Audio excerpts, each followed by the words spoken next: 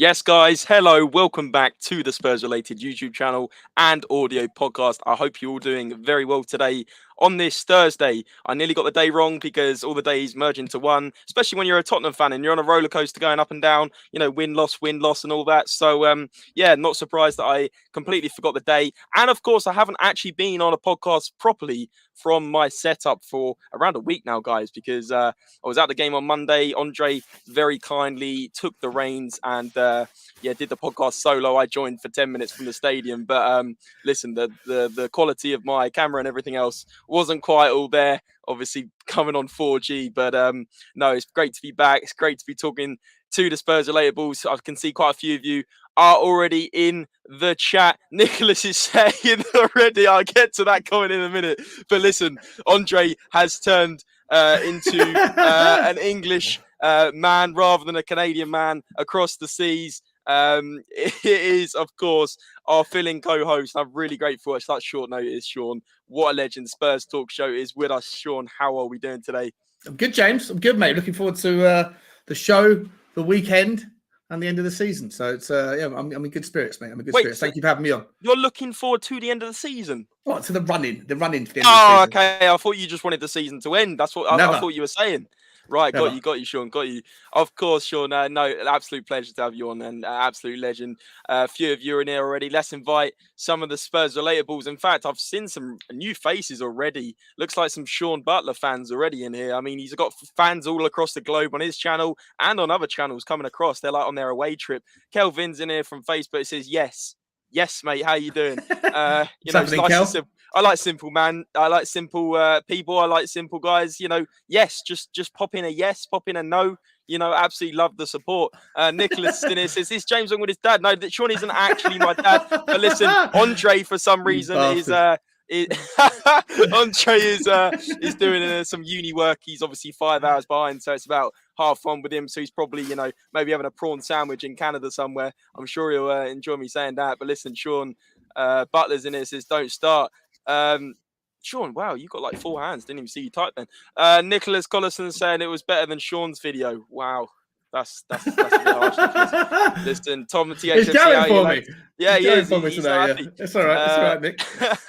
Tom at THFC saying, "How are you, lads? All good, mate. All good. Very happy to see you here, and hope you're looking forward to the game on Saturday. I'm absolutely buzzing for it. And by the way, I'll get into it. I actually sold my right leg to go to Old Trafford on Saturday. I'm absolutely buzzing. I cannot wait to be in that away in with the Spurs boys. I mean, I think there's 3,000 or 4,000 Spurs fans going over there. I just can't wait. Absolutely can't wait. Sean Butler, super slow-mo, you, mate. What are your thoughts on that? Love you, mate. It's the heart. It's the heart. Black heart. Give me the black heart. I don't know, Nick. Nick, what have I done? Listen, I don't know why you're coming at me, bro. I love it. Though. Good to see you. Welsh Gal's in here. Says, "Big up, James. You're big yourself up. Thanks for joining, Welsh Gal. Appreciate it." Amazing. What's that? Amazing, like proper. If she's from down south, she'll know what I'm saying. You've been watching too much Gavin and Stacey, mate, honestly. Getter's in here, of course, as always, says, "Everywhere we go." Come on, love that, lad. And actually, there's a great new song going around on Twitter today. Instead of Spurs get battered everywhere they go, it's actually Chelsea get sanctioned everywhere they go. Everywhere they go. Absolutely love it. And Mars in it, of course, on that topic, saying Chelsea downfall. Nicholas got a lot of love for Sean. And he said, no, it's red heart, Sean. So there you go. Let's chuck some white hearts in there as well because of the Spurs boys, the Lily White boys. But listen, before we continue this podcast, before we continue this brilliant live stream, there's already 15 to 20 of you on all socials. Big yourselves up. Make sure you do hit that thumbs up button as we go along the stream and you're enjoying the content. And of course, subscribe if you're new. You're already seeing some new faces. Nicholas, I've seen you a couple of times before, but I mean, I think you're more of a Sean Butler regular than a Spurs Related regular. Let's turn that Spurs Related regular as well. Obviously he's still going to watch Sean, but when Sean's not live, I think you know him. It's just he's never known as Nicholas. He's known as Barry.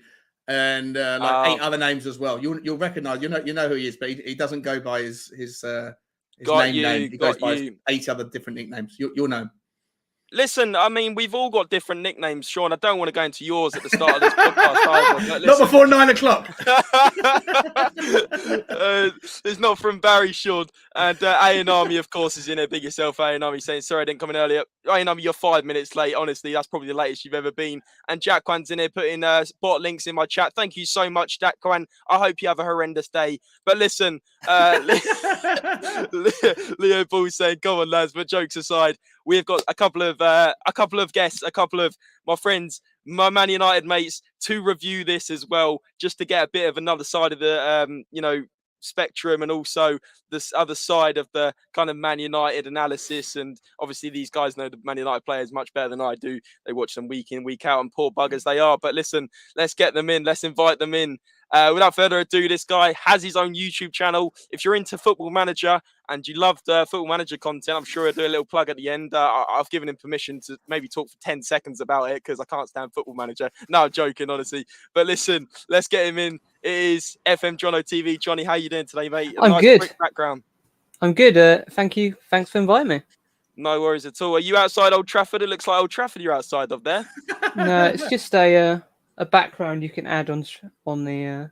Oh, okay. I didn't know if you got your like gazebo out and you're just chilling beside Old Trafford trying to get a late ticket off a ticket tout on Saturday, maybe. Yeah, I wish. Okay. Work. Ah, shocker. Well, it'd be good to hear your thoughts on the game anyway, Johnny, as we go along this podcast. But listen, we've also got Ryan as well. Ryan is, I believe, holding up a mobile. He's on selfie mode today. He is tuning in as well. Ryan, big yourself up. Ryan, how you doing? Yeah, I'm good, thank you, mate. Cheers for letting me come on. This will be quite an interesting thing. Like I said, I've never done this before. Big yourself up, mate. Yeah, exactly. Definitely. Like, always good to have new faces in it. Obviously, not new face in terms of I know him in real life, but in terms of like podcast debuts, everyone loves joining podcasts. And we actually had a couple of people that came on the podcast on this one very first time, and now they can't get off podcasts. I mean, Bobby K, you know him, Sean. He doesn't stop going on podcasts. I know. He's been on one. He's been on We Are Tottenham TV. He's been on Tottenham on Tour. He's been on your channel. Honestly, he's honestly on more podcasts than Brian Daigle. I promise you. Like, I saw him on one earlier on Tottenham on Tour. I was like, Bobby K is literally on more podcasts everywhere than me now. Yeah. So, Ryan, maybe we'll see you on all the Man United channels. Maybe you'll be like the new, what's his name? What's that guy that always rages? What's his name? Come on, help me out. The guy that's... Mark Goldbridge. Mark Goldbridge, yeah, you'll be the new Mark Goldbridge, Ryan. Like maybe raging at your screen on a Man United channel at some point. But listen, big yourself up. And Leo Balls in here says, "Come on, lads, only just got the notification." Yeah, listen, maybe you're a bit delayed, maybe a bit like Emerson's footwork. Just a bit behind everything. And I'll be saying Chelsea will suffer heavily with this transfer ban, with Arsenal and other teams rapidly improving. Not being able to make signings will be very damaging. No, listen, I think we'll touch on the Chelsea thing in a little moment, but maybe let's get straight into maybe a couple of questions about the Tottenham Man United game. Well, actually, before we do, let's quickly, very quickly skim over the Everton game, because I know maybe you two did, Ryan and Johnny, maybe you didn't watch the Tottenham Everton game. I was at the game, and so was Sean. So was Sean. But listen, very quickly, I know Andre's already reviewed it, but I've just got to say, the first point is, we can't get too overconfident with a win against Everton. They were shocking on Monday night. We were brilliant, but Everton also were shocking. We have to take that win with a pinch of salt. We can't be too complacent going into this game. Sean, just your initial thoughts on that game. Do you agree? Do you think maybe I'm not giving enough credit to Spurs, or do you think it was a case of Everton was so bad, I feel like Spurs out of form would have beaten them? Yeah, no, I definitely think it helped having Benson Core. First of all, yeah, hold your hands up. Everton were the worst team I've ever seen play at Tottenham from a Premier League outfit. They were absolutely woeful throughout the game. Yeah. You can only play what's in front of you, and you have to take the small wins and the small positives from even a game like that. And the positives for me were Benson Core was sublime. He didn't have a tough night, but he was sublime in what he did. And it was interesting watching him, because I think Højbjerg gets so much comfort and reassurance from having someone who can defend next to him. It allows him to have a bit more wiggle room to move around, which he doesn't have when he's got Harry Winks next to him. So just first and foremost, having Harry Winks out of the team and Ben Sinclair back was an absolute beautiful thing to see, and hopefully he can stay injury-free now. And correct, he's injury sort of lingering on, then that's just so important for the rest of our season. And the other real takeaway Matt Doherty, he's a confidence player, and yeah, like he was absolutely phenomenal against Everton. Again, didn't have not against tough opposition, but when you're a confidence player, even against the games where you should win and you do win comfortably because the opposition is so bad, you're still going to take things away from that. And I think so essential for him to have another great game going into what is going to be a really tough night for him.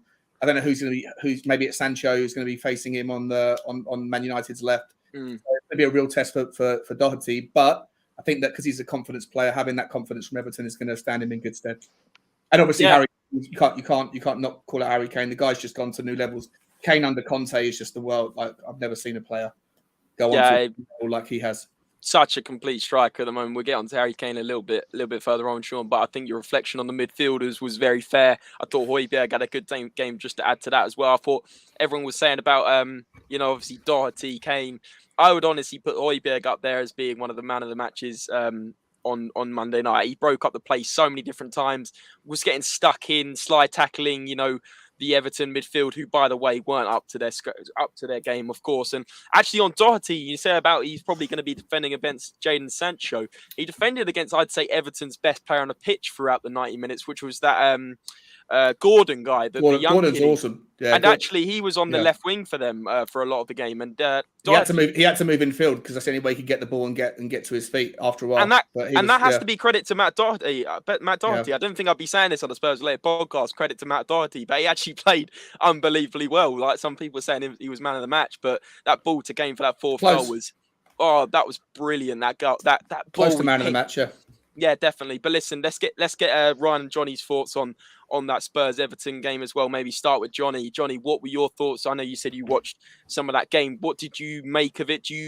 Does that worry you that Spurs have coming into the Old Trafford with a 5-0 win under their belts from a Man United perspective, or do you think maybe you take it with a pinch of salt, like I'm saying, because Everton were absolutely shocking?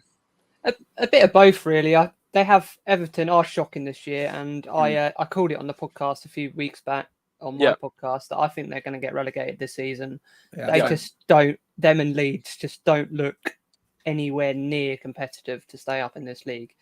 And yes, you were good, and Doherty was definitely man of the match. He had a great game, great ball, as you say. But we're coming off a bad result ourselves. Which seems like we're saying that every week this season, but we've starting to pick up more. We picked up more points under Rangnick than we did under Ollie, but it's just trying to get to the end of the season now. I don't think we're getting top four. Have you picked up more points under Rangnick than you have under Ollie? Have you? We've been more consistent. We've lost. Wow. We've not lost. We've drawn. It's not great, but we're picking up points instead of dropping all three, if you know what I mean. Yeah. All right, we'll go over to Ryan to maybe build off what Johnny said there. Ryan, what were your thoughts? I know I think you watched the Tottenham Everton game. You told me. What did you think of Spurs? And do you think? Well, are you concerned for Saturday? Obviously, we'll go over the score predictions a little bit later down the line. I know that's a bit of a tough one coming on the Spurs channel and giving you Man United score predictions. But listen, what did you think of that Spurs game against Everton? And do you worry a little bit like Johnny for the game on Saturday? So I didn't watch the game, but I've seen the highlights because I was working. Mm-hmm. But the thing that worries me is obviously your two new signings have just slotted into your team straight away. Yep. And that's very hard to do in the Premier League. And also the other thing that scares me is Son's pace against Harry Maguire. I think that's just going to be reckless on Saturday. Our defence at the minute is atrocious, and I'm not confident for the game. Wow! Especially with the goal, especially with Harry Kane scoring the way he is at the minute as well. Yeah. Ryan, just maybe a little bit more on that on Harry Kane. What do you see him as like maybe the most complete striker in the Premier League at the moment? Maybe that's a silly question. And maybe do you remember a more complete striker in the last, I don't know, 10, 15 years? Who would you compare him to? What level is Harry Kane for you? Is he a Rooney? Is he above that? Is he a Henry? What do you think? I compare him more to Rooney because I remember for Rooney's couple of last seasons, his passing and his assists. Kane is a very top striker and you can always score. But the thing that's impressive as well is his link-up play and the way he can assist goals. Like how many times he assists on is ridiculous. Yeah, exactly. Yeah, and his vision is ridiculous. I mean, like you said, I mean, the amount of assists Kane's getting, I mean, top assist last year, still, I'd say his passing's got even better. It's ridiculous. Yeah. I mean, he's actually passing as maybe please tell me if I'm being biased, because I really do try not to be unbiased on this podcast. But I would honestly compare his passing to Kevin De Bruyne at the moment. The way he's pinging it through, the way he's pinpointing diagonal balls, and 9 out of 10 seem to go to the player's feet. And I mean, that ball he made against Leeds, just the passes he pings around. It's like, when I'm watching it, I was quite high up in the tiers on Monday, and he spots the balls that no one else does. He kind of switches the play to the other wing back that's darting forward down the flank. And not many of our players are doing this. I'm starting to notice Ben Tenker's trying it a little bit, and even Christian Romero's doing it almost like a Toby Alderweireld used to do. But I mean, honestly, Harry Kane's vision, like you said, Ryan, it is honestly unbelievable. But maybe one more question, maybe again for Johnny or Ryan. Not sure who wants to pick up on this one. Who do you think Spurs should be worried about on Saturday? I know you said Harry Maguire, you're worried about him. But maybe who should Spurs be worried about more? I know Elanga's in form for you guys, but maybe you've got another couple of players to add to that list. Yeah, I think at the moment our Sancho's starting to come to his own, and it was a great goal against Man City. He's always taken a bit of time to get into a season, and he's starting to come in his own on the right. So I think Sancho and, as you say, Elanga are the ones to watch. Elanga and Sancho. Ryan, any to add to that? No, Johnny's completely right there. I was going to say Sancho and Elanga at the minute. Not worried about Fernandes or anything? His form's up in the air. It's really. He's been a bit quiet lately, hasn't he, Fernandes? He did a good bit of skill against Leeds, and I think did he score in that game as well? But he's go on, Johnny. It's been an underrated season. I think he's playing a little bit deeper, because if you look at the numbers, he's up there for like chances created, but obviously our strikers have not been putting it away, where the last few seasons he's been putting those away himself. So I think it might be that he's playing a bit deeper and playing more of a creative role than that scoring role. Because the numbers he had from attacking midfield was ridiculous the last 3 seasons for Sporting and us from that role. But yeah. Do you think that, Johnny, reflects on the fact that your midfield in Mctominay and Fred is kind of not up there at the moment? Obviously, you feel like, but do you 100%. Feel like Bruno's having to force to come back? Yeah, 100%. It was clear. The plan wasn't to sign Ronaldo. The plan was to sign a DM. They saw, obviously I love Ronaldo, but they panicked into buying Ronaldo instead of getting a DM, because they were looking for a DM. Ronaldo came up. They couldn't let him go to Man City, and had to do that deal. And there was no money to go get the DM. So, and that's what we've not had that proper DM since Roy Keane. No, good point. Wow, since Roy Keane.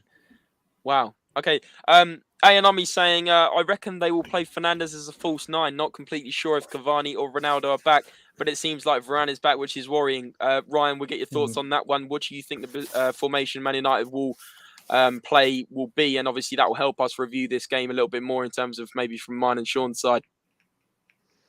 If Varane is back, I'd drop Maguire. Definitely. 100%. Wow.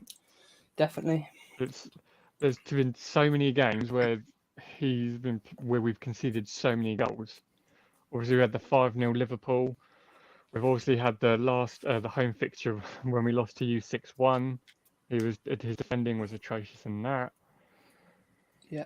But it's just I'm not. How much did you pay for him? So 80 million, wasn't it, or something? Please don't remind me. Yeah, was it that much? Yeah. We're still trying to find the receipt to give back to Leicester. Let me ask you this, guys. Do you think that Ronaldo got, whether he went AWOL, whether he was injured, whatever happened at the Man City thing? So I haven't followed the story since, but at the time I was like, where is he? And everyone was like, he's not in the squad for whatever reason. Do you think that, sometimes a lot of teams, obviously, when you get humiliated, then you have to come back and show a fighting spirit? I was hoping that Man United had a Champions League game this week, not because of to shorten the time between games, but just to put a game between Manchester City's debacle and Tottenham, because obviously there's two things that I worry about. One is them having like a humiliation rally, and the other thing is if Ronaldo does come back in. First of all, Ronaldo always plays well against Tottenham. He usually scores against Tottenham, and if he comes back having been dropped or whatever happened, he's going to have a point to prove. So my question to you guys is, like, I'm not sure, and I posited this last night on my channel. I'm not sure what I would rather have: a Man United team that had Ronaldo in it, that is the threat that he is against the top, traditionally against Tottenham, especially one with a point to prove. But if you have him in the team, then they can't press, because obviously to press effectively, you need all 11 or all 10 outfield players, singing from the same hymn sheet, and he won't do that. Then Tottenham are usually worse when we're being pressurized. Or do I want to see a team without him in it, where Man United can set up differently defensively and take advantage of Tottenham's frailties when you have a smart, like Everton didn't set up at all to take advantage and learn from the way that Burnley beat us, that Wolves beat us, Southampton beat us, Southampton away when we couldn't break them down with 10 men, and Watford where we only just got over the line. So do you think that Ronaldo will A, will be included, and B, would you rather him be in the team if that meant that you had to sacrifice certain defensive strategies, or would you rather him not in the team? This is a long-winded fucking question, sorry. Sean, I was just wondering, I think we're only here till 7:30, mate. I was wondering when this question was finishing. Sorry, I was just spinning, my mind's spinning like the hamster wheels inside going. Would you rather him in the team if that meant sacrificing certain defensive options, or would you rather him out of the team and then be able to set up effectively against Tottenham to take advantage of how bad we are against the low block or the press? I think you've got, I think you've got to have him in the team still. He is what his record speaks for himself, and he's not going to continue this grout for much longer. His record is so good everywhere he's gone. I think, I think you still got to have him in the team. Okay. I don't know what Ryan thinks. Ryan?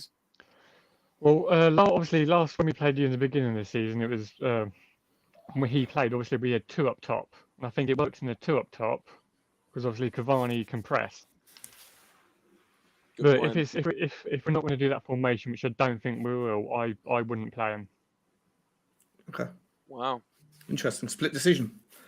That is a split decision. I think a lot of your fans will probably be split as well in terms of Ronaldo. And don't forget the hype that he bought when he came to the club. I mean, he probably sold out shirts, millions of pounds you probably paid back just from the shirt sales. I mean, it was obviously the wages that were the considerable amount.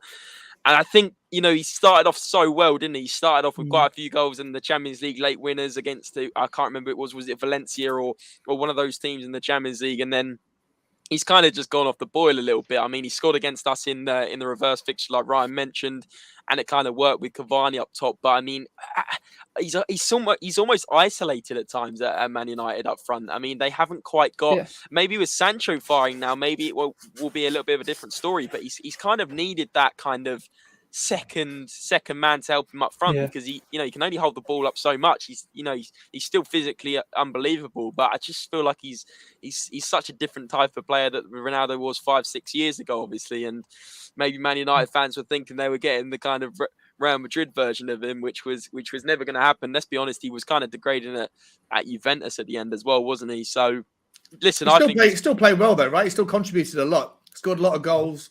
I know he's frustrating because he's not a team player, but as an individual, he can change a game in a heart. He did it against Tottenham earlier on in the season, didn't he? When he lost 3-0. Correct. One comment that sticks with me as well. He said it about an interview about a month ago was when he was first at United under Fergie, the younger players would go to the more experienced players for advice. Obviously, they've seen it all before. They've lived winning trophies, etc., etc. So Ronaldo would go to Roy Keane, he would go to Ryan Giggs, etc., like that. He said openly now, the modern young player doesn't like going to that superstar and asking for that advice and that guidance that they would like 5-6 years ago, which I found was a big point on where we are at the moment. Yeah, no, No, spot on. Let's maybe, guys, there's great support already in here. There's 2025 of you around on all socials. Big yourselves up. Please do hit that thumbs up button. I know I've already mentioned it, but it really does help grow the channel, and the support means a lot. But listen, maybe let's move on to some of the key battles on Saturday that we should expect. Obviously, like Sean mentioned, maybe Matt Doherty will be against Sancho, two very informed players at the moment. Could be an interesting matchup. You've obviously got the centre mids battle. Probably our side will be a Bentancur and Højbjerg again against maybe Mctominay. Is Fred starting for you guys recently still? He has been, yeah. Ryan, who would you expect to start from Man United centre mids? Well, obviously, Pogba's playing, hasn't he? Pogba's been playing as well. Yeah, it's been Pogba and Fred. It's been Pogba and Fred at the minute. Pogba and Fred. Wow. Obviously, Mctominay was back against City and he wasn't great. No, yeah, I was surprised about that because it's the one.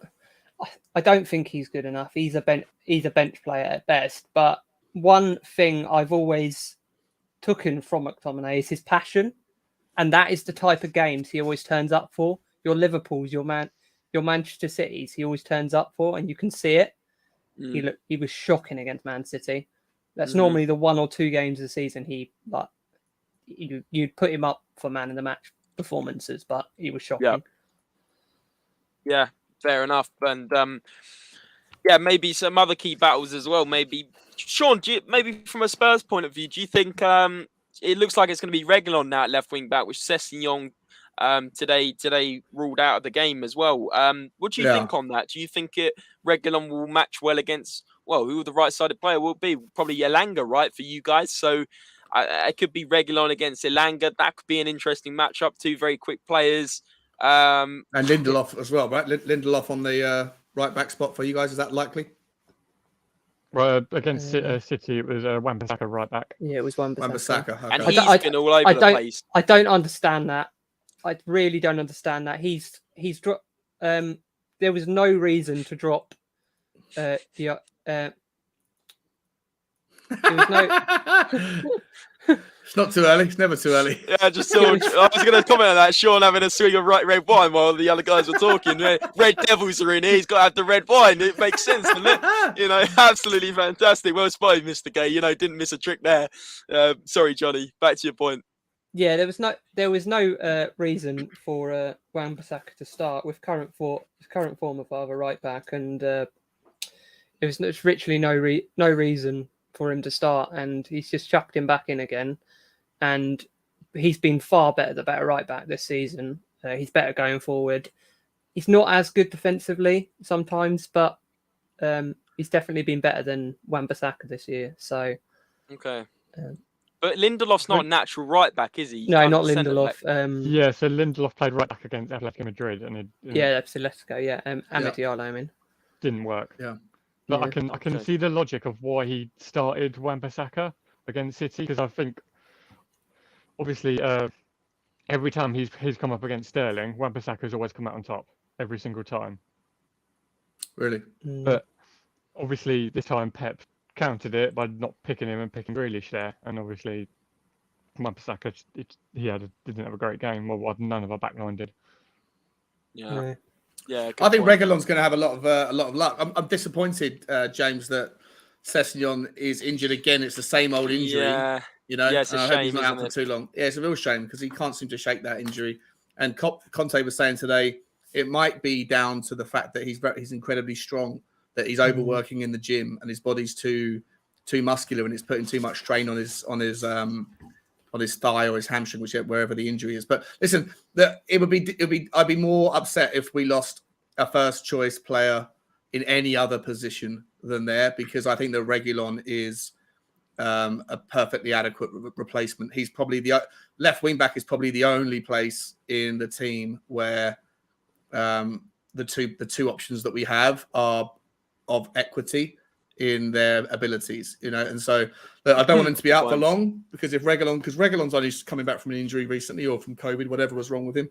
And look, Reguilon, I think the other benefit about part of the reason I think why Reguilon was dropped, I don't necessarily believe it was all about his COVID, because he had COVID back in January. So how long does it take to get over it? I'm speculating here. It's a hypothesis, and I could be way off. But I thought that there was something more to the story, James. I thought that there was like maybe a fallout between the two of them, or maybe that he was dropped because he's missed 2 or 3 gilt-edged chances in the last sort of 5 or 6 games that he played. And I thought that he needed to get that monkey off his back, that he hadn't scored, and he had those Tommy tap-ins that were, saved by the goalkeepers of the relevant teams. And so I feel like him scoring against Everton is probably another one of those confidence booster moments, the takeaways from the Everton game. So I'm not particularly worried, and I do think he'll have some success against Elanga and or Rashford or Lindelof, whoever's going to be the 2 guys that sort of sit on the wire. I think we're going to have most of our success, funnily enough, down the left rather than down the right this time. Yeah, I'd agree with you. Yeah, that's my take on it. No, I think you're right, Sean. I think Reguilon needed that goal, didn't he?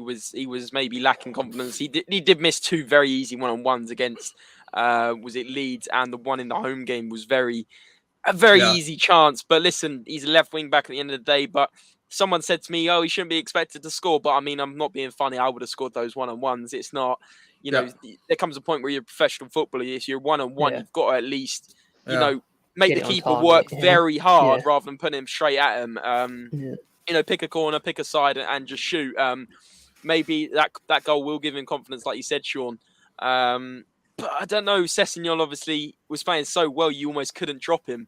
I don't think he was playing that well. Do you think he was playing? I think he flattered to deceive a little bit in the Leeds game. He started really well. He was responsible for the first goal that went across to for Doherty to score in the Leeds goal. And after that, if you actually look at the stats, he only touched the ball like 20 times during the whole game against Leeds. And of those 20 times, he gave the ball away 9 of the times that he touched it. Right. So I know that everyone was like, "Oh, Sessegnon's back," and he got the assist, and it was great. But that was in the first 5 minutes. He did nothing. I know most of the game was played down the right-hand side of Tottenham, so you can't. If the ball's not played to you can't get it. But when he did get it, he gave it away. So I don't think he played that well. And then the same against Everton. Like, I know he was involved in the first goal, the own goal, early on. But if you actually, I don't know, the stats tell a different story. I know that you've got to have the seeing eye test and the stats. You shouldn't base your stats can tell you whatever you want. But I don't think he was as good as people saying he's like, oh, he's turned on to another level. I don't think he has personally. Sessegnon? I think he contributes early in the game, and then I think he goes a little bit missing towards the end of the first half. I know he got injured at halftime against Everton. That's why he was taken off. But after he scored the goal in the first, whatever it was, 10 minutes, after that was pretty, in my opinion, pretty anonymous though for the rest of the first half. Yeah, I would agree. I don't think he's quite taken off. Like, he's been good against Leeds. I'd say Leeds was his best game. And I think you're right. I think Sessegnon for me is, I don't know if you exactly said these words, Sean, but for me, I think Reguilon is that level above Sessegnon. And I think it's brilliant that Reguilon's back, and I'm not too sure what happened. I think he maybe had a little knock, and he was out with COVID, and maybe he had some longer symptoms. I'm not too sure, but I don't think we'll know. Maybe spending too much time with his girlfriend as well, where all we see on the social media is him with his girlfriend. So listen, maybe he fancied a little bit of a maybe he fancied a little bit more of a holiday with his YouTube girlfriend. No, but listen, I think Reguilon is a level above Sessegnon, and I'm glad we got Sessegnon. I think I like your comment about we have equity in that position in left wing back, but also you got to think we have this asset in Sessegnon. Maybe is it time to move on in the summer? Maybe I'm creating a completely different talking point here, because Sessegnon was obviously hyped up to be this amazing player from Fulham, was scoring great goals, as a more forward position, as a winger position. But I do think that he's too injury prone, mate. You can't rely on him. Yeah, I don't think Sessegnon's ever going to hit the heights we were maybe promised from him, and that's the shame. That is a little bit of a shame, but I think you got to move him on personally. If you can only rely on him to play half the season, even if he's first choice, he's still only fit for half the games. Like I think he's only played 20 games in his entire time at Tottenham. Yeah, and even at Hoffenheim he played well. At Hoffenheim he played well, but he hardly played because he was injured. All the time, yeah. So that's on the problem. And then try someone else. It's very similar to us, actually, because obviously he's a bit older, but we got Tellers in for competition with Shaw, and he was doing so well in Europe and in Portugal, and he's just not done it into the Premier League to challenge that position at all. Even Shaw this season, who was having a great season last year, and after the World Cup has completely dropped off, and he still can't push Shaw out of that position. Even Shaw's having a shocking season. Yeah. Maybe go to Ryan now. Ryan, what are your thoughts on the main? What do you think the key player battles are for Saturday? To put it quite simply, I know we've already mentioned Sancho versus Doherty could be interesting. Obviously, Kane versus Maguire is going to be very interesting if Maguire plays. But who for you are the other main battles that we should really keep an eye on, or maybe where this game is won or lost for either team? Another one is going to be another threat, I think, for yours is going to be Son and Kulusevski if he plays as well, because he's been playing recently, hasn't he? Yeah. Yep. Because he's dangerous as well. Amazing player. Who will need to be keeping an eye on him the most for Man United for Son and Kulusevski? Obviously, your defenders, but who mainly do you think? If you think Kulusevski comes in from the right forward position and kind of cuts inside, Son obviously coming in from the left hand side, but also going quite central with Kane. What do you think? Do you think it's your whole back line that needs to be obviously alert to these guys? Back line 100%. Our whole back line has to be 100%. Our whole back line needs to be ready for the Spurs attack, because you've got obviously Son, Kane, and Kulusevski, and they're on fire at the minute. You've scored in the past 2 games. You've got 9 goals, and you've conceded none. I know you could argue they're weaker opposition, but like I said, you can only play what's in front of you. And when we played Leeds, we capitulated. When we won the game, for 5 minutes, we had that was a great game. We had that 5-minute spell where we capitulated. Yeah. That was a pissing rain as well, wasn't it? That was like that was like a waterfall you were playing on. What do you think about Fred and McTominay? Are those two going to start in the midfield in the holding role? And if so, are you worried that they might, how are they going to play against Bentancur and Højbjerg? I reckon he will start both of them. Yeah, I reckon he will start both of them in this game. He has been playing with Pogba, but I reckon for the defensive side of it, I reckon he'll go for Fred and Scott McTominay. I think that's a mistake, because Scott McTominay, his passing is horrendous. So same with Fred. They're just an accident waiting to happen. But Pogba's passing is brilliant. But don't you feel, Johnny, maybe a question for both of the Man United fans, do you think that Pogba's been a passenger for you guys a lot of the time, and you can't afford passengers against Spurs at the moment? Our midfield is probably one of the things that's keeping us going. Højbjerg and Bentancur for me were the best players. Well, they just overran the Everton players in midfield, and I'm not saying Bentancur and Højbjerg are up there as the best midfielders in the Premier League. No way am I saying that, but I'm also saying Man United have had issues in centre mid. So do you think it's very important you don't play Pogba in this game, because he could be a passenger and could allow space for these players to then play it through to the likes of Kane, Son and Kulusevski, like Ryan was saying? It's best. Our midfield it just has no balance at all. Either way, it's just got no balance. So they just have to find a situation out of what they've got, really. Potentially Matic could play as an option. He's not played for a while, but he could potentially play if he drops Scott. But I reckon he'll skeet with Fred and Scott. What do you think, Ryan? Do you think Pogba shouldn't be in this game because he can be a passenger? Or do you think I'm being too harsh? No, I agree with you, to be honest. Like, Pogba's passing is ridiculous, but the thing that lets him down is his work rate when he plays. And like against Atletico Madrid, when he came off and they put Matic on, it just looked a lot better. But the thing that worries me though is Matic won't have the legs to do the whole game anymore. Oh yeah. No, so he's probably going to go for a Fred McTominay midfield. Okay, understood. I think Sean's got some stats to charge. No, it's not stats. I just thought I put up the team sheets. Like, is this something that you'd expect to see? Is this brilliant! It's the lineup. Sorry, Sean. I thought it was your wine choices for tonight. No, listen. Nice I like this. I like this. Let's get rid of. By the way, Mr. K, yeah, Andre isn't around today. He's got some stuff from uni, so we've got Sean, the the wonderful laugh man Sean. That's what I like to call him. Probably need to come up with a better nickname than that. Yeah, it's awful. But it's not 9 o'clock yet, Sean. But listen, we got. I put this up. I put this up, Sean. mate. I used this on the show last night just to see if it's what you guys would think. You know, I think our team picks itself at the moment. I mean, obviously, Sessegnon will be replaced by Reguilon, but that's the 3-4-3 that we go with. Maybe Kane doesn't need to sit deep in this one, or maybe he does. Maybe you'll see him come back and play a little bit deeper, like he has done against Man City. I don't know. It depends on what Man United are going to do. How whichever team turns up. So I put up the Man United team. Is that the sort of formation that you guys think, Johnny and Ryan? I think that's the formation they'll play, but Alanga starts on the left and Rashford starts on the right, Lindelof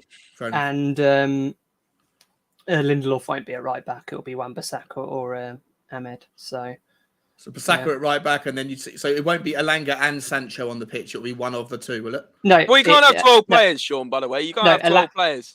Alanga will be on the left. Sancho will be on the right. Rashford will be on the bench. Oh, Sancho's on the right. Oh, okay.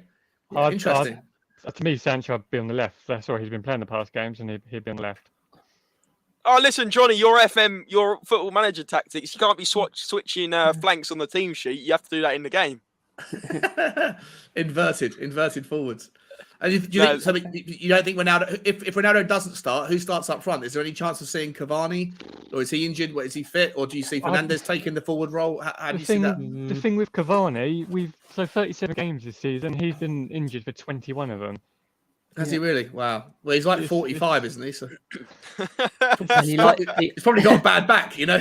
But he likes ruling himself out. Like there's been occasions where he can play and he rules himself out of the game, and it's starting to really piss United fans off. Like we loved him last season when he played, and I'll be honest, I was never his favourite fan before we signed him.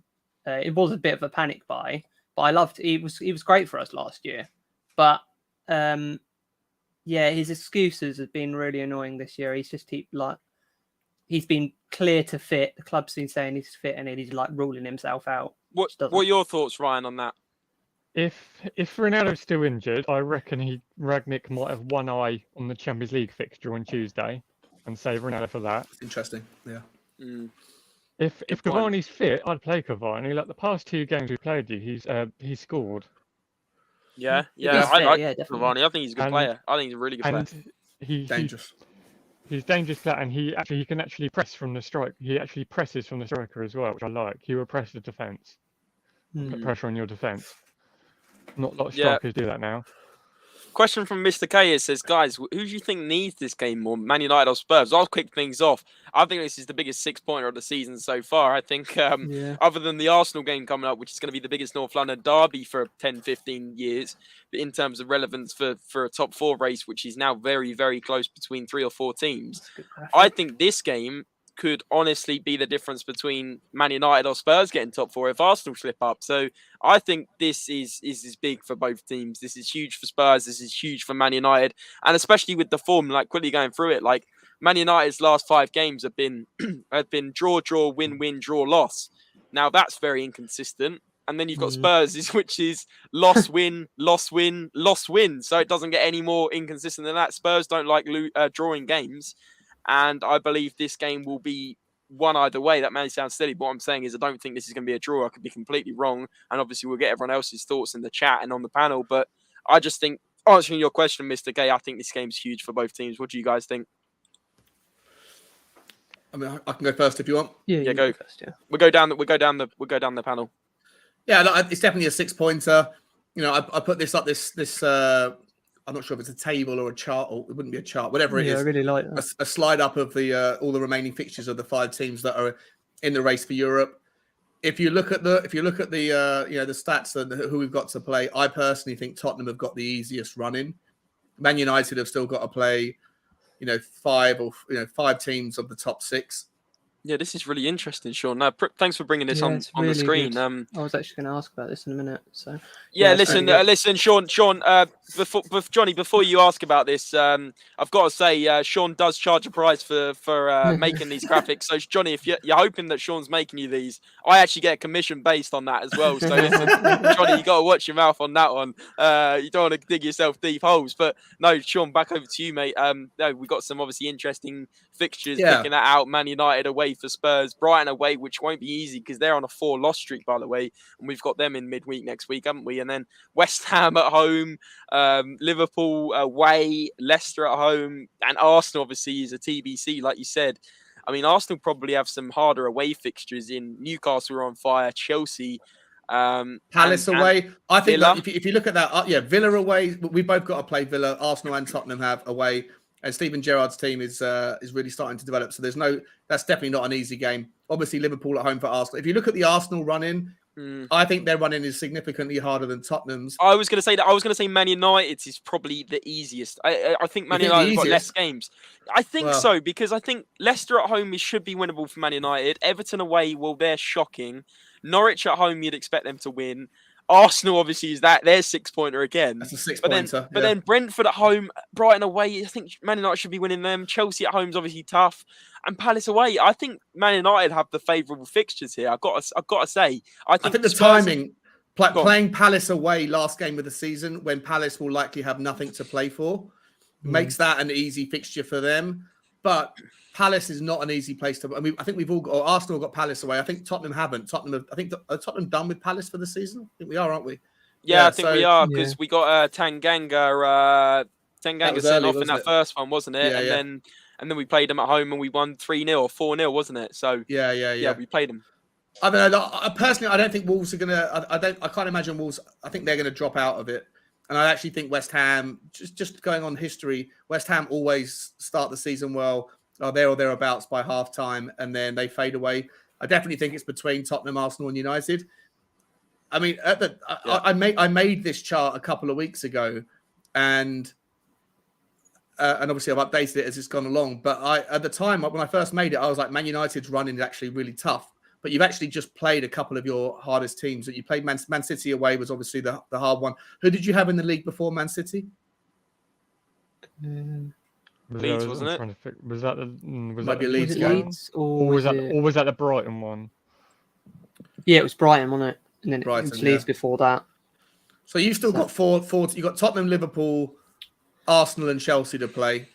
I don't know. Look, it's a open question. I personally think that Tottenham, if we can get 3 points against you, then I think that we'll. Watford. It was Watford. Of course. One, wasn't it? To be fair, I'm not surprised you erased that one for your memory. I would as well. 0-0 at home at Old Trafford on a Saturday night. Unbelievable that is, by the way.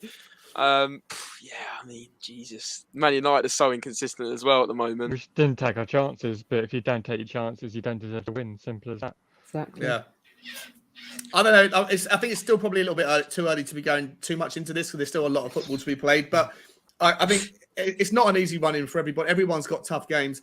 I wonder when you get through to the last 3 or 4 games, Tottenham, you hope by then that Burnley and Norwich are going to be relegated, or I can't see Norwich getting out of trouble. And I think that Burnley might get out of trouble, actually. I think it will be Norwich, Watford, and then one of either Everton or Leeds that get sucked into it. I think Burnley probably could get out of trouble, but I'd hope that by then the bottom 3 is already finished. It's already done. And so, the last 3 or 4 games of the season, you could be playing tough teams, but if they have nothing to play for, then their mind is half on where they're going on vacation. So I don't know. I mean, maybe rounding off this obviously race for top 4, because obviously there's still 10, 11 games left. What are your guys' overarching opinions? I'm going to go with the Man United boys first of all. Who do you guys think is going to get it? I know, very hard question, but I mean, what is your honest opinion? Who do you think is going to get top 4? Man United, Arsenal, Tottenham, West Ham? Who do you think? On the run, on games left, I think we've got I think we've got the easier run in. But I don't think we'll get it. On current form, I think Arsenal will get it. They're looking very good. I know you're not going to like me saying that on this channel. No, that's fair. But they are looking very good. I've got to admit. And Yep. I said about a year ago that they should have given him time, because where you could kind of see what he wanted to do. Who? Like if you could Arteta? Arteta, you could kind of see the style he wanted to play and what he wanted to do. If you compared it to like Ollie, where we were all over the place, you didn't really know what he wanted to do. You could kind of see a style that it's taken time, but you could see what he wanted to do, and it's now coming. Well, listen, you guys have got Wreck-It Ralph at the wheel now. I mean, he's as inconsistent as Ollie, in my opinion. I mean, Wreck-It Ralph hasn't really changed your. Maybe I'm being a bit harsh again, but I don't feel like you've got a philosophy under him either. I feel like it's a bit, experimental still. Obviously, early days. Ryan, what are your thoughts on Ralph? I actually forgot his real name then, because I started calling him Wreck-It Ralph. Ralph Ragnick. What are your thoughts on him? Do you think? I just don't think he's going to stay past this season, is he? But, do you think you have a kind of philosophy under him? Do you have a kind of preferred formation? What would you say to that? Well, I don't think the plan was ever him to stay past the season, because obviously they did say about the consultancy role. But obviously, when he first came in, we did the 4-2-2 formation that he did do with Leipzig, and it didn't really work. I don't think the players were interested in doing that formation. But since he has come in, we have created a lot more chances, and we are expected goals and expected shots from the opposing teams has gone down. Just recently, I'd be blaming the lack of finishing for some of the games, like the 100%. the Watford at home one, the Southampton at home one, obviously the disappointing FA Cup game when we lost on pens to Middlesbrough. We should have comfortably won that game. It's just, but he's come in a very, very tough scenario, because obviously we've just lost to City, and then literally every game stuff gets leaked to the press. So I don't know who. It looks like someone's doing that in the changing room. Yeah, there's loads of rumours of a leak, and then you obviously heard about the Rashford about contemplating his future because he's not playing at the minute. He's come in a very tough time. Like I said, at the end, no matter what happens with him, I want him to stay to the end of the season, but I want him in that consultancy role. Okay. Yeah, definitely. Interesting. I just think it's such an interesting game on Saturday, especially as both teams have been so inconsistent. I think that's the thing that's interesting is, it's a weird one, because in November when we played you guys, when it was the El Sacico, before obviously, or was it October when it was Nuno versus Ollie, you got to look at that and you got to think there's some similarities here. Not the fact that the managers are on the line, but actually top four's on the line. So it's make or break on that sense, isn't it? So Tottenham Man United's become a very important game this season. What do you think, Sean?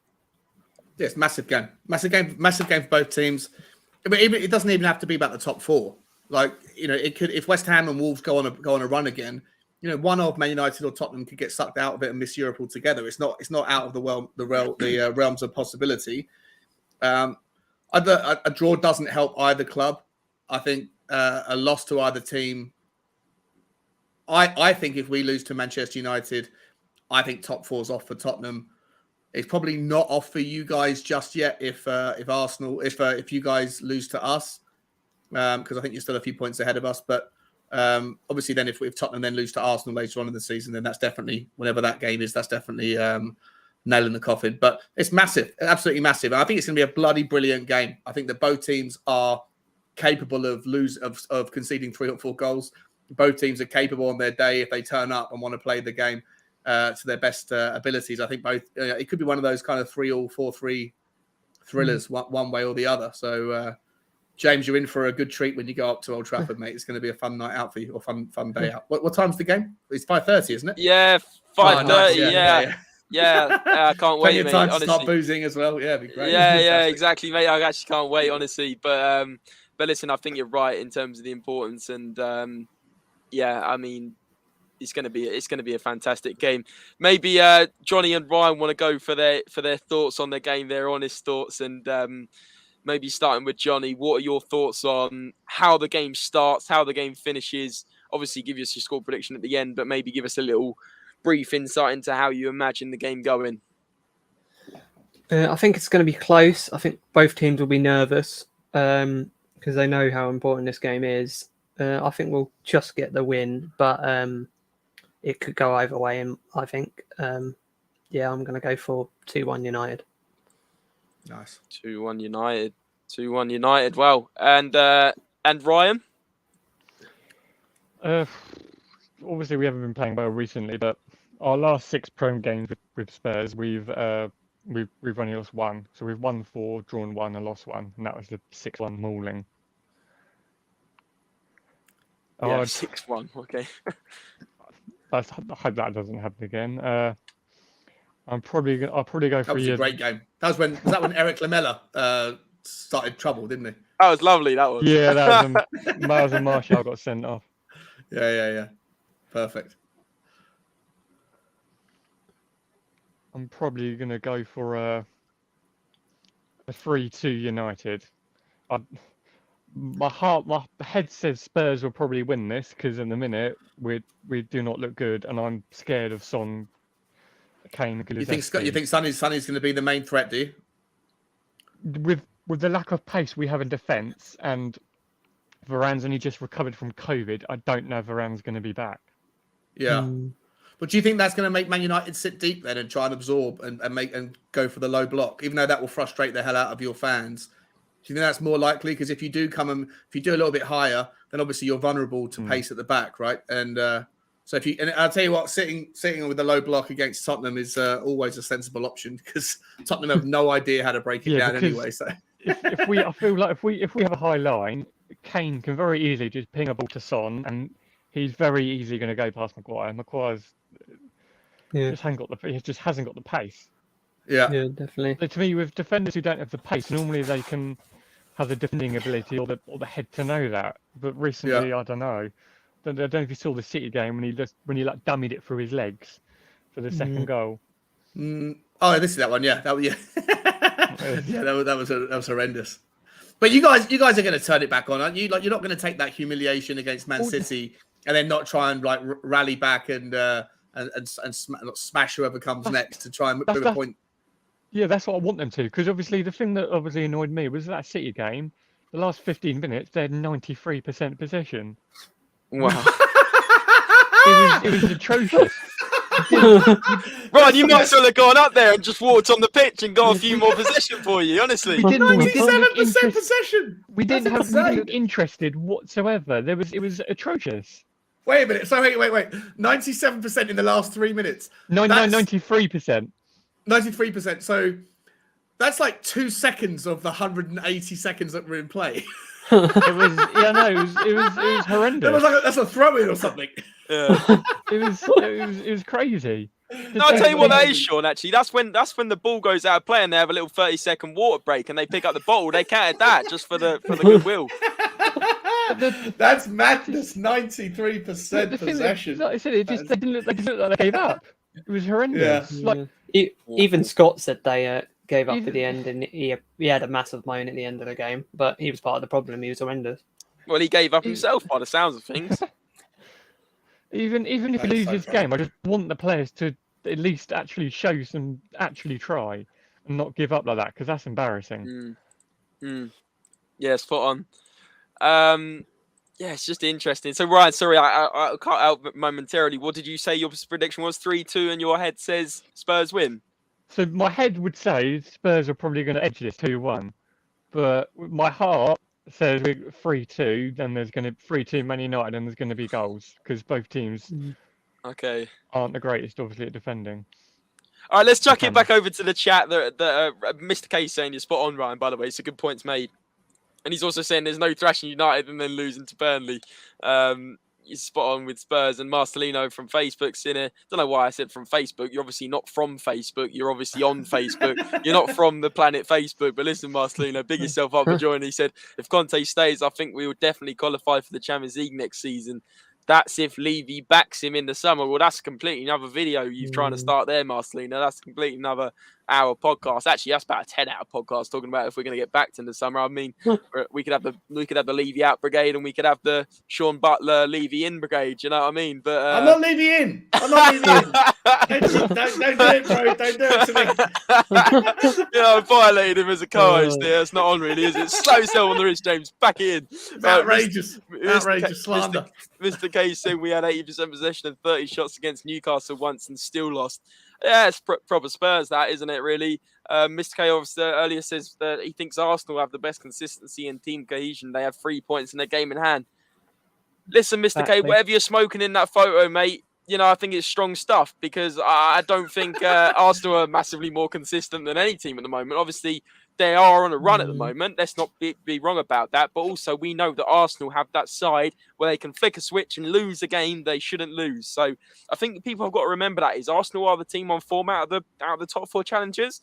But mark my words now, clip my words. You got it on the hour mark on this podcast. Arsenal will do a couple of slip-ups against weak teams because they have that in their DNA as well. They nearly did against Watford. Exactly. You're right. Absolutely right. Yeah, Arsenal are just as vulnerable as any of Man United or Tottenham to let themselves down. Massively. Exactly. Leo's saying, looking at the attacks and defence of both teams, it's going to be a high-scoring 4-3 Spurs, but we'll be 2-0 down at half-time. We've seen plenty of them at Old Trafford before, and we've lost about 6-3. I've seen a few of them. 5-2, I remember we were 2-0 up, and apparently Alex Ferguson came in at half-time and said, it's only Tottenham boys, and then they won 5-2. That one's in my head rent-free for pretty much the last 15 years. Yeah. Miles Houston's in it. Miles, have you changed your profile picture? Absolutely love that. Is that Kulusevski? That's Kulusevski, isn't it? That's class. He's got my primary school goggles on from swimming. He says, isn't Arsenal's game in hand against Liverpool? Well, let's actually look into that for you, Miles, actually. Look, we got Sean's fantastic graphics. Shout out Spurs Talk Show for the 20 people watching it. Yeah. Little mini plug halfway through. If you want these kind of stats, we do provide them, but I was unprepared today. So we got, Sean picking up the pieces and sipping his red wine with a bit of a plug there. But listen, Miles is also saying that isn't. But Arsenal's game in hand against Liverpool is correct. Look, Liverpool at home. That's a huge game as well. No. Arsenal's game in hand is Chelsea away. Oh, corrected again. I mean, yeah, but Arsenal have got Liverpool, Leicester, Villa, Man United, Everton, Spurs, and Chelsea. I think Arsenal have got the hardest running. I do. I think they have as well. I think they've got a really hard running. I think they could lose to Newcastle or drop. They'll drop. They could drop points at Newcastle. They could drop points at West Ham. Correct. Southampton is definitely not an easy place to play. Palace away, not an easy place to play. Villa away is not. Like, they've got 5 tough away. Oh, and Chelsea away and Tottenham. They've got 7 games to play away. If I'm not mistaken, that's my maths. 1, 2, 3, 4, 5, 6, 7. 7 away games, and 5 of them are all of them actually are not easy. All of their away games are not easy. Yeah. So I'm anyone that thinks that Arsenal are a shoo-in. They're probably the favourites if you go to the bookmakers, but I don't think they should be necessarily because it's a tough run-in for them. Can I add a spanner in here as well? What about, obviously, we all know what's happened to Chelsea today. They could have a reaction to this. They might. You don't know how the players are going to react to this. They're definitely not 100% safe in that third spot. Chelsea? No, they're not. And with you never know what's going to happen with what's happened today. They could down tools. You know what that Chelsea squad are like. Well, there's definitely going to be some distress amongst some of those players. I mean, some of the players are probably like, fucking lovely. I've got 6 months left on or 4 months left on my contract. Chelsea can't sign me. I'm going to be like a lot of clubs right now are going to be like Newcastle probably especially are probably looking at the likes of the two Azpilicueta, Rudiger, Christensen, all of those players that are out of contract going superb. Chelsea can't even speak to these people about signing a new contract before we get the chance to speak and sign them. So there's definitely going to be a lot of like, you don't know how Chelsea are going to react to this. This is very it's crazy times, with uncharted waters with what's going on at Chelsea. So yeah, and what's the difference between third and fourth spot? Is third spot automatic qualifying and fourth spot you have to go through the qualifying? Qualifying, yeah. Okay. Yeah, I mean, Chelsea might have to qualify to still be a Premier League team with the way it's going. rather than a Champions League team, because there's all sorts of complications that people are talking about points deductions. I don't think that will happen, but I mean, who knows? It's quite early days in this announcement, and I think there's still twists in the tails. And obviously, Chelsea can't buy merchandise on their site. That's all shut down now. I looked this morning; it was up. I went on this afternoon, obviously, to see if it had been shut down, and it says 404 bad gateway, so you can't even get on that site. Yeah, and then really? Yeah, club shop was shut today as well. And they didn't even do a redirect. That's poor, yeah, no, listen, on Chelsea High Street, on Chelsea High Street, on the Superstore, they've got like the Sports Direct signs. They got it from Mike Ashley, like 90% closing down sale, but they didn't even get a chance to do that because they've got the barriers up on the wall. It's like they've been robbed. I'll tell you what though, James, I genuinely think, and this is an unpopular opinion, and it's a hot take, but I actually think that short term, Chelsea obviously are in a lot of distress.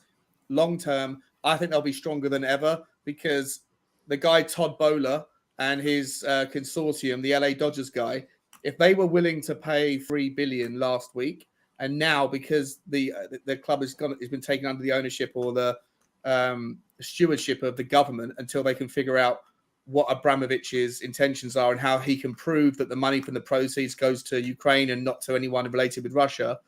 I think that if the club is valued at $3 billion, I think that there'll be someone who buys it for they'll get it for like 50, 60 cents on the dollar. So they'll put a bid in for like $2 billion, get it, right? Get the whole thing done so Abramovich can swan off into the sunset and be completely like out of the way. And then whatever money that Todd Bowler and the consortium were going to spend on the club, they've now got $1 billion more because they didn't have to pay $1 billion because they got Chelsea at a discount. That money's going to go, where's it going to go? It's going to go into Chelsea to be able to buy better players and inflate the market again next or 2 seasons time. So short term for me, Chelsea are going to have a lot of problems and uncertainty, but whoever buys the club is not going to pay the market rate. They're going to pay a significant discount on it. And then that money can then be the money saved can be reinvested. So I think that in the long run, Chelsea will be better off probably for once Abramovich is out of the way. Oh, thanks, Sean. I was going to go off this podcast and maybe, have a nice drink, nice toast to Chelsea Football Club in the mud, but you've just ruined my dreams and it sounds like they're going to be even better. So it's just a hot take. I could be well off, but it's just a hot take on it. No, it does make sense. The more you were speaking about it, the more it made complete sense. Mr. K saying, so West Ham. I like West Ham. I like that a lot. Might pull it off. Can you imagine Moyes gets top 4 and United don't? Listen, I think that's a nightmare. We can all agree on that. We definitely don't want West Ham getting top 4. Chelsea had 1,500 top quality youth potentials in their academy. They do. I heard about the apparent point deduction at Everton. I don't know much about it. Listen, Everton are deducting their own points with their poor performance. I don't think they need to, be worried about the point deduction. They need to worry about what's on the pitch at the moment, which is the fact they can't even string together 3 passes without, absolutely falling apart. Just shocking from Everton, but obviously we've touched on that earlier on. Guys, I know Johnny said top 4. He's going with an Arsenal prediction, which I don't like, but very fair indeed. Ryan, did you give your take on the top 4 situation? Who would your instinct be on? Well, beginning of the season, I thought we'd have easily got top 4, but I've been proven wrong because I don't think we're going to get it now. Who do you think then? Is it going to be Arsenal? Is it going to be Tottenham? Is it going to be West Ham? In a minute, to me, it's too tight to call, but it's going to be between, to me, Tottenham and Arsenal. Okay. And everyone thinks West Ham will fall off. West Ham then, because they're on level of points, aren't they? Yeah, I think they haven't got the depth. I think if they get an injury, they're screwed. Same with Wolves. Leah's saying Wolves, yeah. I don't think Wolves are in the question though, right? No, I think Wolves will finish 8th, West Ham 7th, and then 6th, 5th, 4th.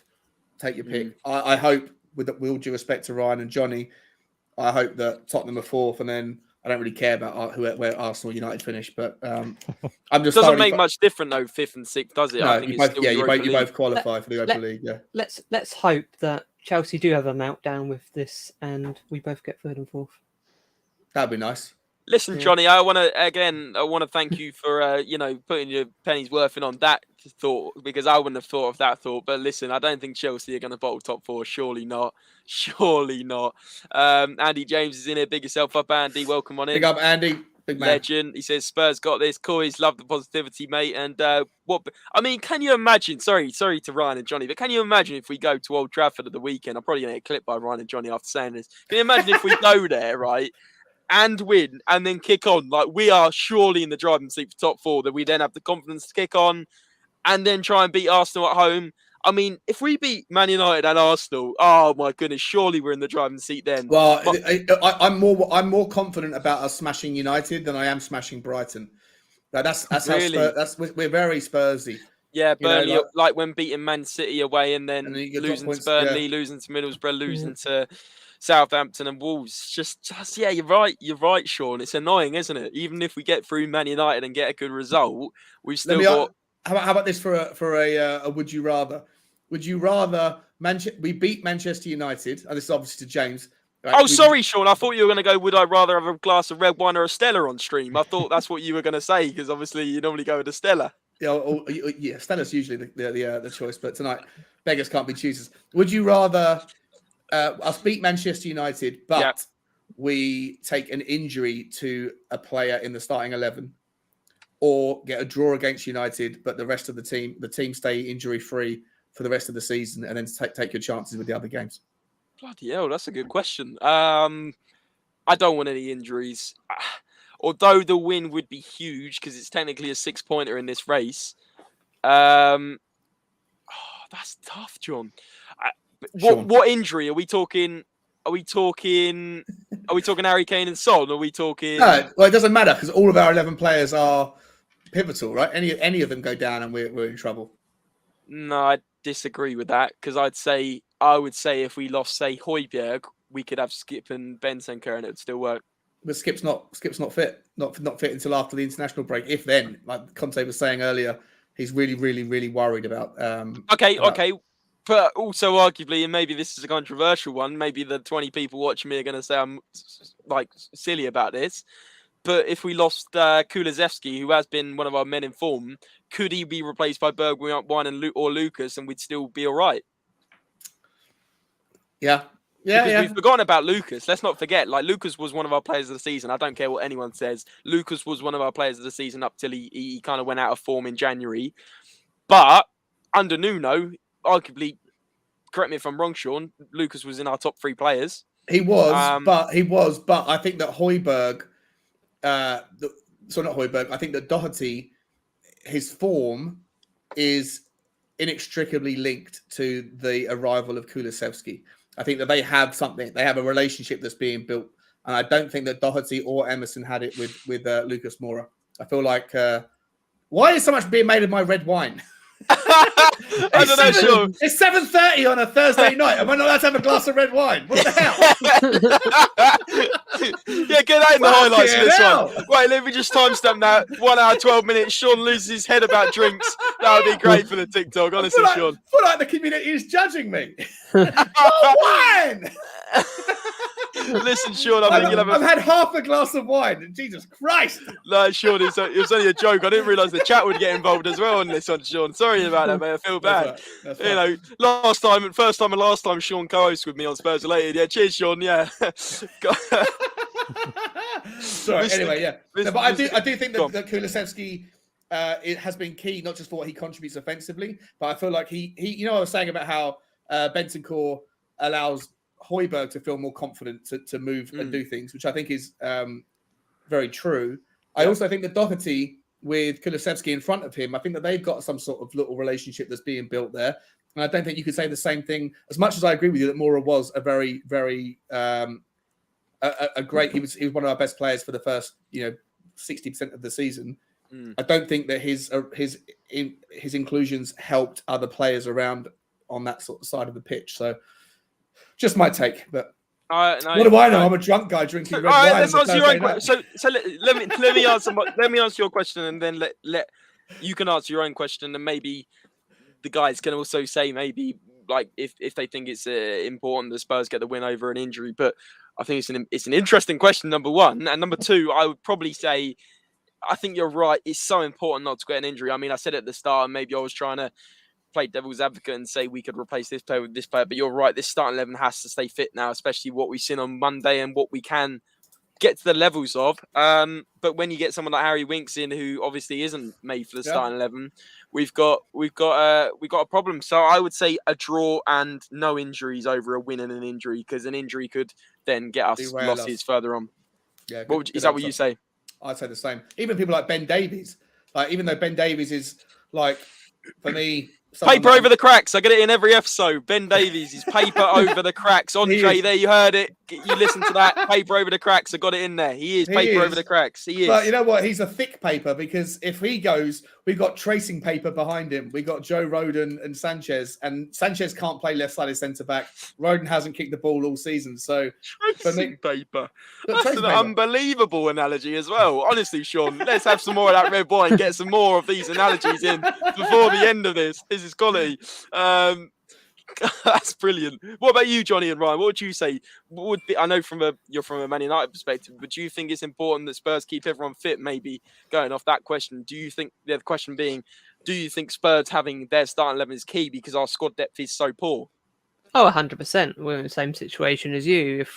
If we get an injury, we're screwed as well. But yeah, 100%. You need to keep your squad together. And I'd if I were you, I would have took the point against us and have no injuries over getting the free and Kane breaking his leg.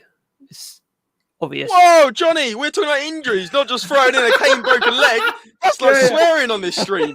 That's unbelievable. I just meant like a cheeky toe, like a sprained big toe or something. That was all I was talking about. Yeah, he just hit his head.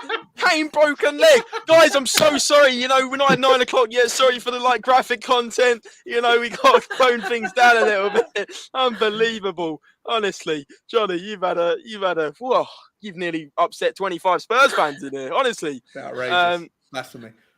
Listen, good question, Sean. Great talking points. That's why I got you as the co-host. That's class. That's class. Toxic Headshot saying West Ham out. Hi guys. He even said West Ham out before. Hi guys. You know, big yourself up, Toxic Headshot. I mean, West Ham probably maybe living a little bit too rent free in your head there. Maybe have I won't actually say it. What I was gonna say. Maybe don't have a red wine. D'Artino, Mr. K. saying D'Artino will win it for us. Check Sean for a hidden drip feed to his arm. It's a secret wine barrel on the desk. Yeah, I did hear a bit of rattling on the background before we came onto the show, to be honest. He knows me too well. We can handle injury even if it's a United player. That's a good point. Yeah, good answer there, Mr. K. We'll have a win and a Man United player injured. Quality point there. The team shield Kane says Ayanami. But I've thrown the question in to wrap things up, guys. Obviously, as we always do, maybe we need a little cinematic from now and going, score prediction time and all that. But get your score predictions in the chat. Marcelino saying I wouldn't take Sanchez if he was the last defender left in the squad. The guy is just so bomb. Well, in my language, bomb is decent. But, I get what you're saying there, Marcelino. I think we can all imagine what you're trying to, translate that to. But question for the chat, question for the panel, obviously. What a last name, Rude Man. Is that a nickname or is that his actual last name?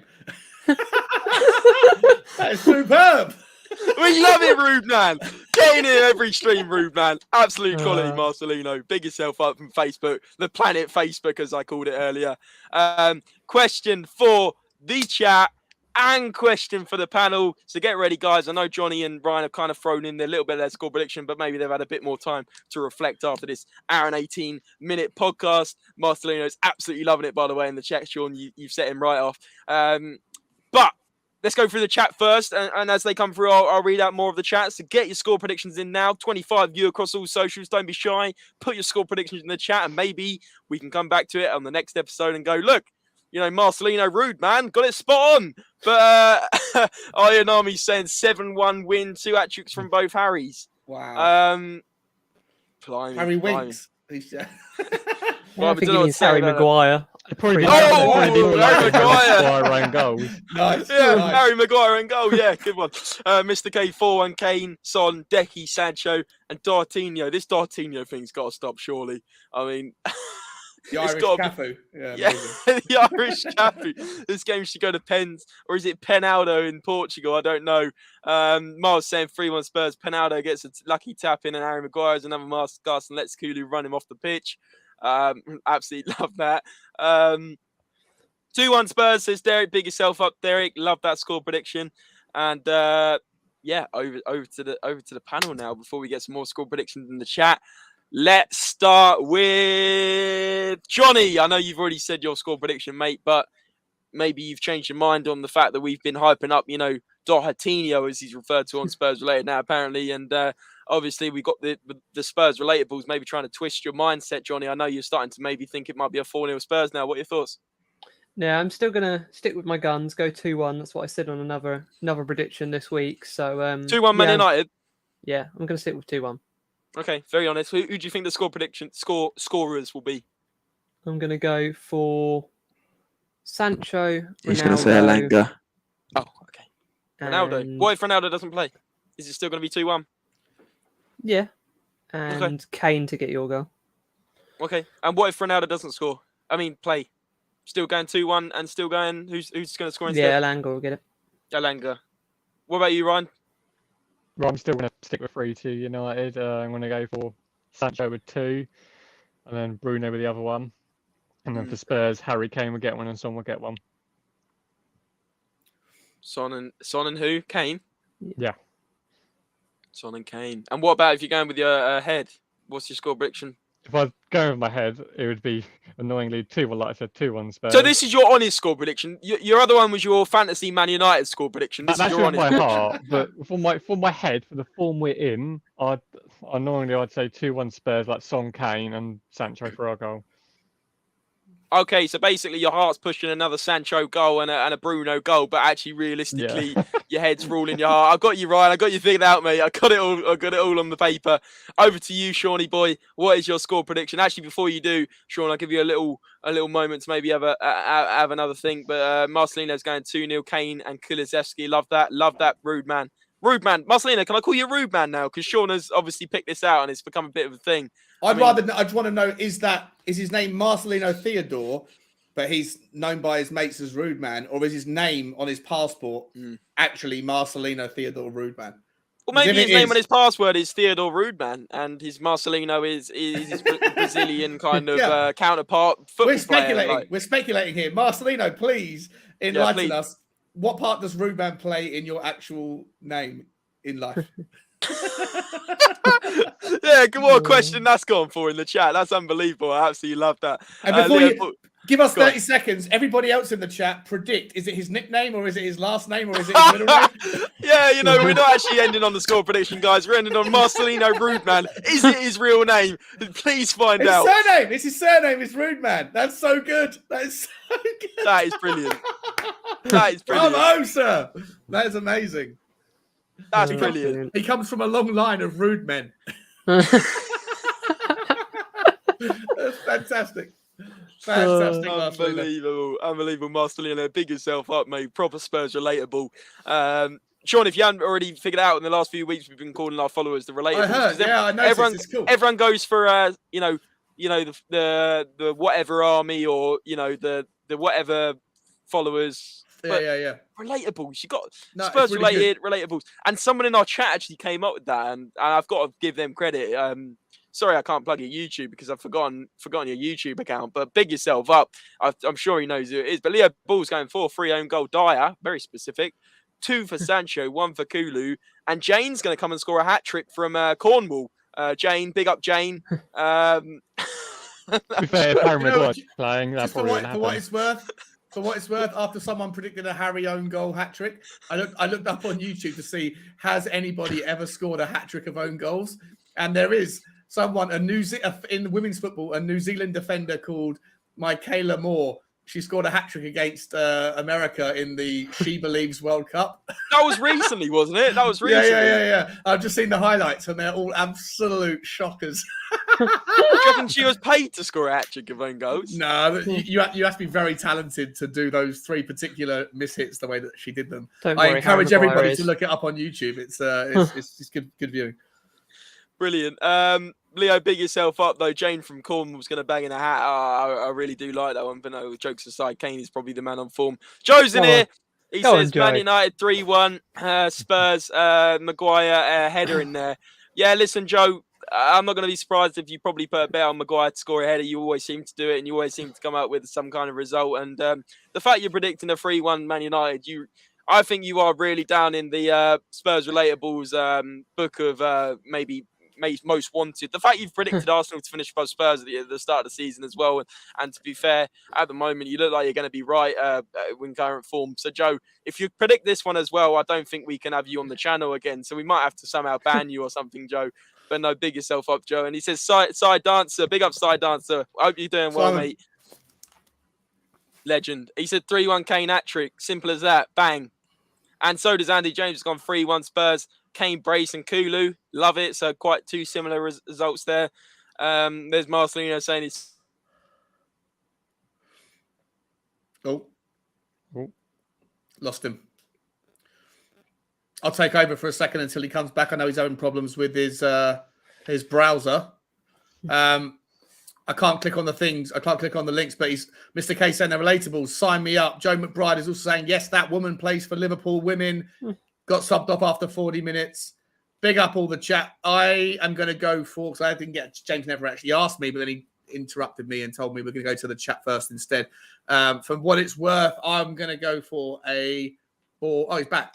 Listen, I was so I don't even know what I was saying. Like literally, I just saw on the YouTube. I just froze. Like maybe, hopefully, Matt Doherty doesn't freeze in the game on Saturday and just stands there like that. I mean, it was a proper mugshot as well. Maybe someone's going to clip that one on the stream as well, just to rub salt in the wounds if you lose. But listen, the relatables sign me up, says Mr. K. Maybe I'm interrupting what Sean was saying here. Sorry, I can't even remember what I was saying, to be honest with you. Going through the comments. Joe's saying, yeah, that was that woman plays for Liverpool women, got subbed off at 40 minutes. Unbelievable. Bobby K's in here. Big yourself up, Bobby K. I watched you on Tottenham on tour earlier, mate. I thought you were absolutely fantastic. We definitely have to get you on the show again very soon, my friend. Obviously, fan phone in Friday is tomorrow, guys. I know there's still 25 of you, so if you do want to get your thoughts in tomorrow, that's going to be hosted by Andre. Unfortunately, I can't be there tomorrow because I'm actually going to Manchester for the whole weekend. So, yeah, I won't be there tomorrow. So if you want to do fan phone in Friday, please do join Andre and give him some talking points. I'm sure you guys will. And Bobby K, I'm sure you'll be there, even if it's before your shift. Mr. K is saying, piss off, Bobby. That's a little bit harsh. And he's saying, thanks, brother. And he's going for a 3-1 Spurs as well. A lot of 3-1 Spurs. We've got Ryan's prediction. We've got Johnny's prediction from a Man United point of view. Let's go to Shawnee boys' prediction. I think we've already had it a little bit, but maybe, Sean, you're swinging between two scores. What are you saying? No, it's going to be 3-1. It's going to be 3-1 Tottenham. I've I dreamt it was going to be a 3-1 goal. I put my bets on around 3-1. It's also going to be 3-1 for no other reason other than I ran out of things to say. I didn't need to go for this other reason. I didn't have another reason. Who's scoring? It's going to be Kane's going to score one, Sonny's going to score one, and Kulu's going to score one. It's going to be a triple threat Kulu from the front. I do love him. Kulu. You love him. Can we get a bit of the rendition of the song or not? Do you really want it? Yeah, please. Let's hear us out. Come on. In fact, wait. Before you do, actually, Sean, let's get you right and big on the centre stage. Give me a ginger from Sweden. No, oh no, wait, where's it? I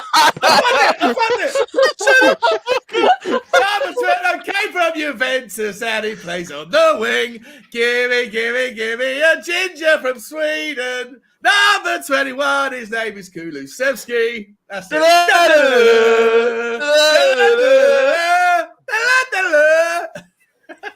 There you go. I fucked it. Completely fucked it. Oh my goodness. Absolutely class. And no wonder we've just gone from 25 viewers to 2. He's going for a 6-0 actually. Bobby K's loving that. Sean, I'm probably going to use that on Spurs Related TikTok. You're probably just going to get a random viral video. Miles is saying that's absolutely beautiful. And James piss off was used by Bob Spur as a sign of endearment. Oh yes, Bob Spur, what a legend! What a legend that guy is on the road to recovery as well. It's beautiful to see. But listen, very quickly, my score prediction is. Oh no, I'm gonna get clipped if I get this wrong as well, because I can see Ryan smirking, I can see Johnny smirking. They will clip me if I get this wrong, so I've got to be very careful how I predict this. And I'm not even going to do any of this head or heart stuff because I think that's sitting on the fence, if I'm being honest with you, Ryan. You really do think 2-1 Spurs, but you're trying to give me a fantasy answer as well. I'm just going straight on. I'm just going to go with, I want to go 3-1 as well, but I also don't want to go with what everyone else said very is saying. quickly, mate. You said very quickly, and now it's like 45 seconds. You're still waiting. It's just two numbers. Just Listen, two Sean, numbers. you had to get that equaliser in now. I thought your question wasn't going to end earlier. But well done for getting in there at the end. No, seriously, I'm going to go for a 2-1 Spurs. I'm going for 2-1 Spurs. Time. Harry Kane. Oh, no, he's gone again. He's put himself on mute. You're on mute. You're on mute. You're on mute, James.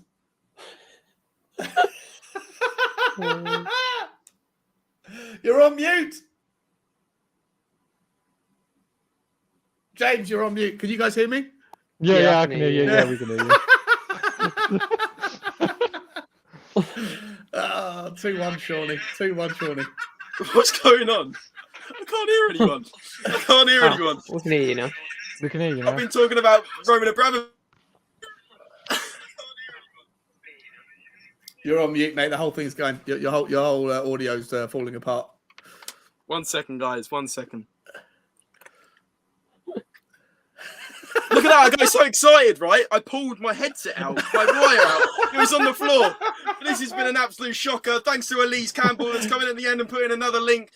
Enjoy the band while it lasts. You know, now I can put my headphones in. Thanks so much for joining Simon Cowell, calling Sean. Now, it's even an absolute dog's dinner at the end. It's the Russian hackers. His audio plug is loose. Even Mr. K noticed it before me. That's how out of it I am. But listen, going for 2-1 Spurs, Kane Kulusevski, and not Wan-Bissaka. I was joking about that. Probably Jadon Sancho or one of those guys. As long as Spurs win and don't ruin my entire weekend to Manchester, that is all that matters. You guys have been brilliant in the chat, Spurs Relatables. Please do hit that like button and subscribe if you are new. Remember, Fan Phone in Friday is on tomorrow with Andre at 7 o'clock UK time. So do go over there. Sean, you're welcome, obviously. Any of you guys are welcome to talk about the Spurs and talk about the main talking points of the week. Mr. K saying it's a bot, James. Yeah, probably is. Massive thank you to Ryan and Johnny for joining us today. Obviously, big up, guys. It's great. Great to meet you. Great. Yeah, it was great to be on. great. Really Great to get your insights. If you guys want to go and follow their socials, do what you got to do. Or Johnny, maybe you want to plug your YouTube as well in there. Yeah, you can find me at FM Jono TV on all platforms and Road to Legends Football Chat Show, which is my podcast. Legendary. Yeah, it's a good chat show, to be fair. All football related stuff. Do go and check it out. Road to Legends Football Chat. Just type that in on YouTube or FM Jono on Twitter. Ryan, you probably haven't got any plugs. You're just more worried about whether it's going to be your head or heart on Saturday. That's probably what you're more interested in, mate. Yeah, 100%. And hopefully it's going to be my heart and we're going to win. Yeah. Sorry, you actually bluffed me at the end there. I thought you all went quiet and my headset had come out again. Someone had gone and pulled it out. Some mole that you all went quiet. I was a bit worried about that at the end there. But listen, guys, that is the end of this Man United review. It's been a long one. And obviously, before we end, of course, Sean, thank you so much for joining me, mate, at such short notice. As the co-host while Andre was gone, you were brilliant with the stats and all the insights, mate. Thank you so much for joining me today. Really do appreciate it. And obviously, time to plug Sean's channel, Spurs Talk Show. Let's put that in the link. But Sean, maybe while I'm doing that, do you want to talk us through your channel? Yeah, so as of about 30 seconds ago, whilst you guys are the Spurs Relatables, over at my channel, you get the Spurs Talk Show Girls. And the Spurs Talk Girls. The Spurs Talk Show Girls and the Spurs Talk Show Men. That's what we are over there. We get stuck into all things Tottenham, all things finance, all things banter, fun and games, lots of fun, and we try and keep the Levy out stuff to a minimum because there's enough channels that are doing that. So I'm doing it from a more glass half full perspective. Thank you for having me, James. It's been a lot of fun. Cheers, Jono. Cheers, Ryan. Great to meet you guys. And let's whatever we're wishing for on the result, let's just all hope for an amazing game and that James comes back in one piece. Yeah, let's get that one in there, Sean. I put your link in there. I've just seen I've just seen your 8 or 9 away from 600, which is obviously an amazing achievement as well. Wow. So please do. There's 20 of you. Please do get over to Sean. Let's get him to 600 tonight if possible. There's 18 faces in there. I know some of you are probably already subscribed to Sean, but if you're not, please do that. He's taken up an hour and a half of his time tonight when he could have been just sitting enjoying, a bit of Netflix and the red wine, of course, as Mr. Case put. Great stream, great panel, great red wine, and then the Levy out at the end. But please do go over to the Spurs Talk Show. Please do get over to FN Jono TV on YouTube and Twitter, and the the Road to Legends Football Chat Show podcast, and get over to Ryan's Head or Heart, where you'll find out who wins on Saturday, guys. Absolute pleasure as always. Please do stick around for more. And of course, I'm sure there's going to be some contradicting points of this when we sign off, but I'm going with, come on, you Spurs. Go Spurs! Come on, United. No!